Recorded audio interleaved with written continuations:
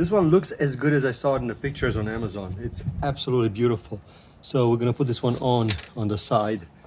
Now what you got inside, it's an open back that has 2 wires that you have to connect. Very, very easy. These things just need to be drilled into the wall, and that's about it.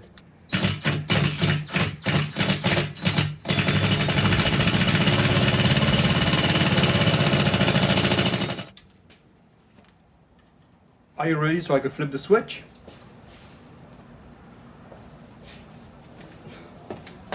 It's so beautiful. Yeah, very beautiful design. It has LEDs here on the side. So you could see them over there, but then it just changes the look of the house so much. This is 100 centimeters, or like 1 meter. Very, very nice. Very, very nice material. Yeah.